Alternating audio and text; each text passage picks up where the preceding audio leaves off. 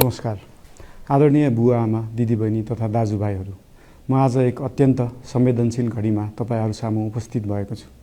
केही दिन अघि सुनसरीको देवानगञ्ज, सिराहा लगायतका स्थानमा भएको दुःखद घटना र त्यसपछि केही जिल्लाहरूमा उत्पन्न अशान्त वातावरणलाई लिएर नेपाल सरकार पूर्ण रूपमा गम्भीर र संवेदनशील छ। यस दुःखद घटनामा परि निधन हुनुभएका हाम्रा नागरिकहरू जयप्रकाश मेहता, ओम प्रकाश मेहता र गणेश यादवप्रति म भावपूर्ण श्रद्धाञ्जली अर्पण गर्दछु।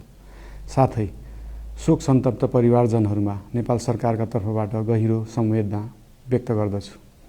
घटनामा परि घाइते हुनुभएका सम्पूर्ण नागरिकहरूको शीघ्र स्वास्थ्य लाभको कामना गर्दछु। घाइतेहरूको उपचारमा कुनै पनि प्रकारको कमी वा ढिलाइ हुन नदिन सम्बन्धित स्वास्थ्य निकायहरूलाई स्पष्ट निर्देशन दिइसकिएको छ। घटना भए लगत्तै सबै सुरक्षा निकायहरूले तत्काल घटनास्थलमा पुगेर परिस्थितिलाई सामान्य बनाउने, थप अप्रिय घटना हुन नदिने र शान्ति सुरक्षा कायम गर्ने प्रयास निरन्तर गरिरहेका छन्। घटनाको निष्पक्ष छानबिन गरी दोषीलाई कडा कानुनी कारबाही गर्न गृह मन्त्रालयले छानबिन समिति गठन गरिसकेको छ। म सबैमा विश्वास दिलाउन चाहन्छु कि यो छानबिन पूर्ण रूपमा निष्पक्ष र पारदर्शी हुनेछ। घटनामा संलग्न दोषी जो कोही भए पनि कानुनी दायरामा ल्याउन सरकार प्रतिबद्ध छ।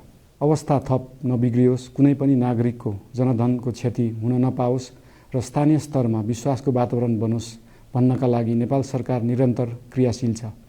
परिस्थिति सामान्यीकरण गर्न केन्द्र स्तरमा सर्वदलीय बैठक आह्वान गरी गहन छलफल गरिएको छ। स्थानीय तहसम्मै जनप्रतिनिधि, नागरिक समाज, विभिन्न धार्मिक गुरुहरू, समुदायका अगुवा तथा सामाजिक व्यक्तित्वहरूसँग निरन्तर संवाद भइरहेको छ।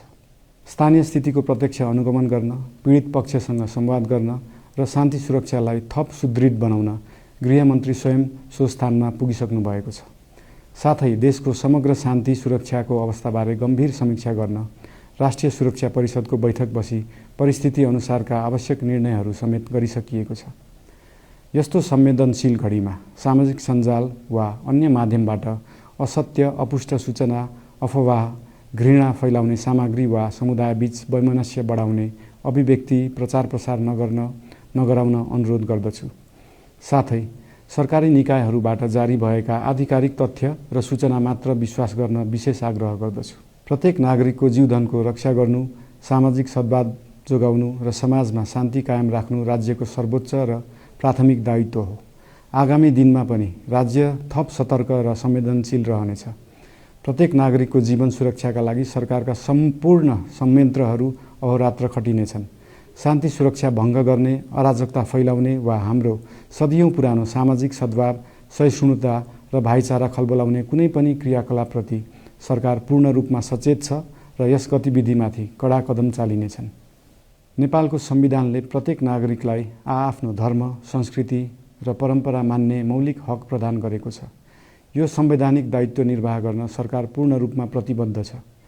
धर्म समाजलाई आपसमा जोड्ने र प्रेम बाँड्ने शक्ति हो। संसारको कुनै पनि धर्म वा संस्कृतिले हिंसा, घृणा र विभाजन सिकाउँदैन। सबै धर्मको मूल सार करुणा, दया, प्रेम र शान्ति नै हो। देशको कुनै एक स्थानमा भएको अनपेक्षित र दुःखद घटनालाई लिएर कुनै सिङ्गो समुदायलाई आरोपित गर्नु र देशका अन्य भूभागमा समेत त्यसको प्रतिशोधको आगो फैलाउनु कुनै पनि दृष्टिकोणबाट न्यायोचित वा न्यायसङ्गत हुन सक्दैन। आदरणीय बुवा आमा, दिदीबहिनी तथा दाजुभाइहरू, हाम्रो इतिहास साक्षी छ कठिनभन्दा कठिन र अप्ठ्यारो परिस्थितिमा पनि आपसी एकता, सहिष्णुता र विवेक नै हाम्रो सबैभन्दा ठूलो शक्ति बनेका छन्। हामी सबैले जिम्मेवार नागरिकको भूमिका निर्वाह गर्दै यो सुन्दर र शान्त नेपाली आकाशमा मडारिएको अशान्तिको बादल हटाउनु पर्नेछ। हम आम नागरिक समाज, धार्मिक समुदाय, सब आदरणीय अगुवा, सब राजनीतिक दल आ जिम्मेवार संचार के माध्यम सबके धैर्यता आ संयमता अपना के शांति, सद्भाव, भाईचारा आ राष्ट्रीय एकता कायम राख के लेल सरकार के तरफ से हार्दिक अपील कर रहल छी। धन्यवाद।